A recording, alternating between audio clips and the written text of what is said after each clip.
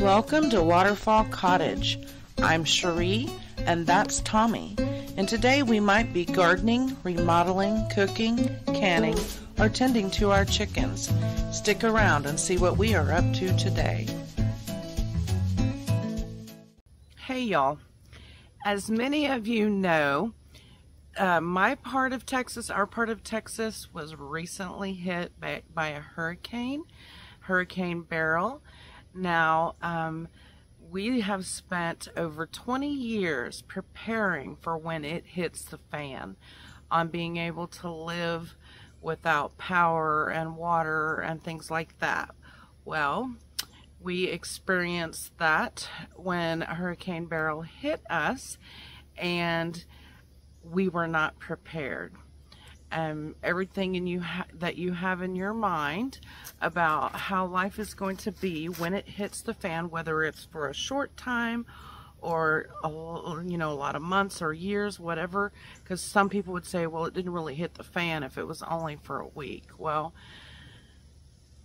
we'll just leave that up to interpretation. But for about 8 days here, it had hit the fan. And we had no power, we had no water, there were no stores open, there was no gas. The town completely shut down. Now, this was just a little Cat 1 hurricane. It was not supposed to hit Houston, so we really didn't go out and, worry about the generator or getting gas for the generator or, getting really prepared. We didn't go get milk and bread from the store. We didn't go stock up on excess toilet paper or anything. We didn't worry about it because it was just a little Cat 1 hurricane. Well, let me tell you, that little Cat 1 hurricane hit Houston like a freight train. And we have a lot of woods in this area of Texas. I know some of you think Texas is this big desert with everyone on horses with boots and cowboy hats, but that is not the case. And so in our case, we have a lot of pine trees and oak trees, and those over 90-mile-per-hour winds were just whipping those trees around, and there are trees everywhere. I don't know anyone that doesn't have a tree down in their yard. Kingwood, where I work, where my family's business is, it looked like a war zone. We drove away from our house within minutes of the hurricane dying down, and there were roofs ripped off, trees everywhere. You were having to drive around debris. It looked like a war zone here. And so just because they say it's a little Cat 1 hurricane, we'll never discount that again, because we saw exactly what could happen. But anyway, back to prepping. So we got a first-hand look, experience, whatever, at how well our prepping has been. Now, we came up with a list of things that we need to work on for when this happens again. We are on the Gulf Coast. We know it can happen. This isn't the first time it's happened, but I want to say this is the worst it's been while Tommy has lived here, which he's only lived here 8 years. I've lived here most of my life. I was born here and only left when I was a military spouse. So anyway, yeah, this one was a good one, a bad one, whatever you want to call it, and taught both Tommy and I where we're lacking on our prepping. So we wrote some notes, and I'm going to go through those with you guys today. So number 1 on our list is generators. Now, it is over 100 degrees in Texas during the summer. It was extremely hot during the 8 days when we did not have power, and we were waiting on them to get our power back up. We did have a generator, but you couldn't get gas. We had to drive a couple of towns over and wait in lines to get gas, and all they had left was premium because everyone else had that idea.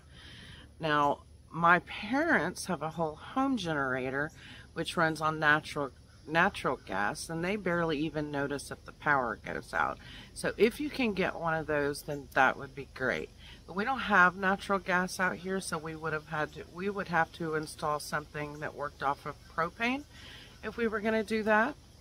And from what I understand, that's very costly and it's not in our budget. But if you can afford that, that's another option besides the natural gas whole home generator. In our case, we did have a generator, but we hadn't checked it to see if it was working. There was a clog in something, I don't remember what it was. So for the first 3 days, even though we had a generator, it was worthless to us because it wouldn't run. Tommy tried and tried and tried, and he could not get it to run. So make sure that you check on your generators and that they are in working order before the storm hits. And you never know when it's going to hit the fan. In our case, we had a little bit of a warning, even though it wasn't supposed to hit Houston. Some hit the fan events you're not really going to get noticed. So make sure that you stay on top of generator maintenance, because it sucks to be standing out in 100-degree weather trying to get a generator going so you can keep from losing everything that you have worked so hard to keep in your freezer. Forget comfort. We were scared that we were fixing to lose everything in our deep freezer. Now, like I said, you couldn't get gas for it, so we would have to have a way to store gas because those things eat up gas. And after 8 days of running one of those gas generators, you can just imagine the cost associated with it, with running one 24 hours a day for 8 days. It's very expensive, and you know, I'm in the gas capital of the world, I think. That's what, you know, we call it, and I couldn't find gas. So if we stored it, we would have to put some sort of stabilizer in there, and I don't have anywhere to store gas, let's just be honest, not here. So in our case, we are going to look into getting a solar powered generator, some sort of solar power backup, because if there's anything that Texas has in abundance, it's sun, especially during the summertime. So that's one of our preps we failed on, was not keeping maintenance done on the generator that we did have, not having any kind of gas stored, and we could have had an electrical outlet put in on our house, which is about $500 to have one done by an electrician, where we could plug our generator into that and run most of everything in our house, in our little house. We just have a little 1,000-square-foot cottage, so if you've got a 5,000-square-foot home, that probably wouldn't work.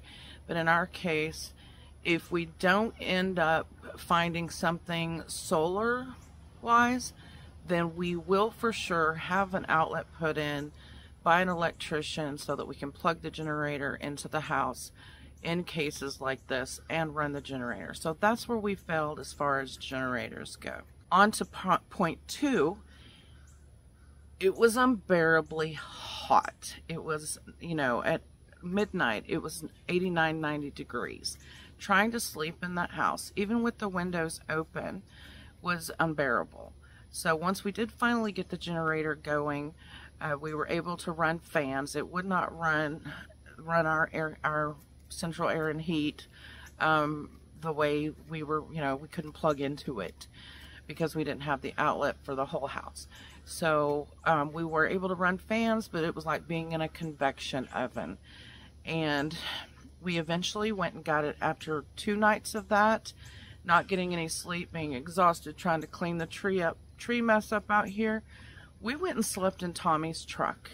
For 2 nights, we ended up sleeping in Tommy's truck just for the air conditioning. That's not good on the truck to run it all night long, but we had to have some relief from the awful heat.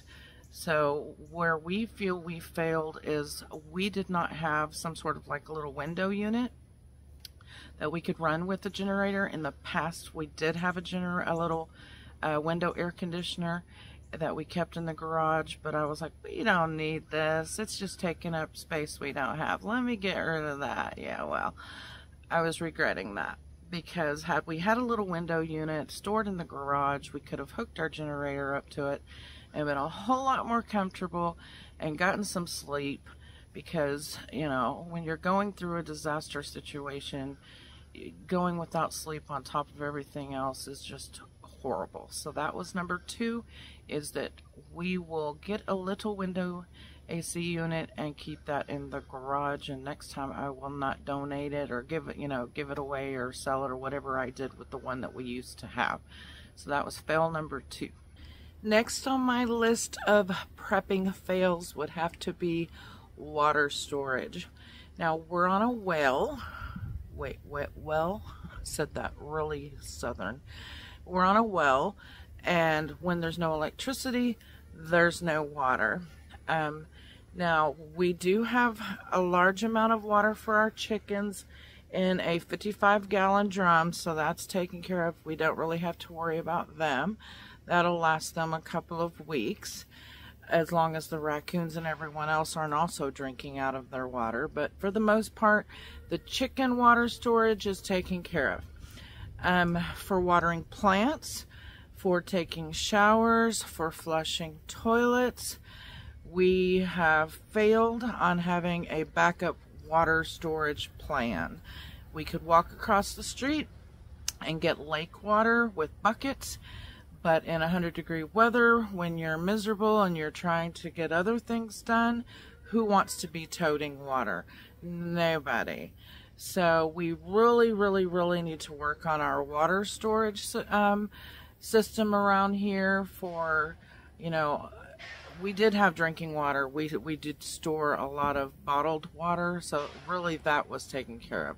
I'm talking mostly for watering the plants, because I lost half my garden that couldn't be watered, taking showers, and doing laundry. Didn't have any water to do laundry, and after 8 days we were needing clothes. So water storage, that is our number 3 fail. Speaking of laundry, that would be my number 4 fail, in that we didn't have a way to wash our clothing. Now, you may be someone who can go a month without doing laundry. You may have 30 pairs of underwear and socks and whatever, but we do not. We live in a 1,000-square-foot house. We're sort of minimalists around here, and we have to do laundry every 3 or 4 days, or we're running out of stuff. So I really need some sort of an emergency backup setup system, whatever, so that I can hand wash clothes and hang them to dry in the sun. I didn't even have a clothesline that I could, and clothespins. If I had some of that stored in the garage in a little bag or can, then I could have set that up easily, and we could have been washing our own, socks, underwear, and clothes and hanging them up. There were no laundromats open. They were all closed for, I want to say, 6 days. I did find one that was open, but the wait time was just forever. So don't think to yourself, well, if the power goes out, I'll just go to a laundromat, which we call a washateria here. But anyway, they were all closed. And the ones that were open, it was hard to get money here. So, trying to find coins to run the machines, it was just a mess. So we need to work on our off-grid laundry setup. The next fail on our prepper list, I would say number 5, was that we did not have enough cash on hand. So when everything went down in our area, and Houston's a big area, over 2 million homes and businesses were without power. There were some stores that tried to open their doors, but they were on a cash-only basis, and between the two of us, we had about $50 on hand, and that ran out really quick, especially when you're buying premium gasoline. So we quickly ran out of money. We did not have enough cash here at home. You couldn't get it from an ATM machine because, there was no power to run the ATM machines. And people who think mosquitoes are crawling in my hair, people who think you're going to barter or whatever, in a long-term, when it hits the fan scenario, you could probably expect there to be bartering, but In a short time, a catastrophic event like we had, there was no bartering going on. You had to have cash or not. They weren't going to trade you some gold bars, or, you know, there was nothing, but they wanted cold hard cash.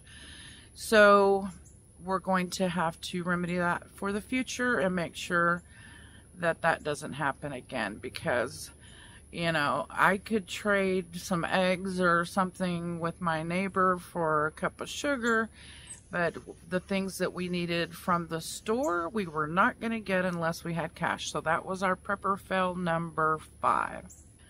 Now, like I said, we live across from the lake, and we could get water from there, but you would have to boil it or purify it first, and we had no way really of realistically purifying the water. We could boil it, but we would run out of propane for our cooking, and we didn't have a whole lot of propane stored. There's better purification methods out there that we could have invested in and did not. I did have some bleach that I could have used in a pinch if I wanted to, but best case scenario is to get something, you know, I'm not going to mention any brands, but to get something they sell on the market for water purification. So we will be investing in that for sure for the future. That is fail number 6. Prepper fail number 7 would be we didn't have a way of keeping food cool without some sort of electricity. And had we had something like a Yeti, we could have kept our food cold a lot longer than some cheap Igloo or some ice chest that you get from Dollar General or something, which is about all we have. So while I am not a proponent of spending a small fortune on the Yetis, I have seen them last and keep things frozen for up to a week or more.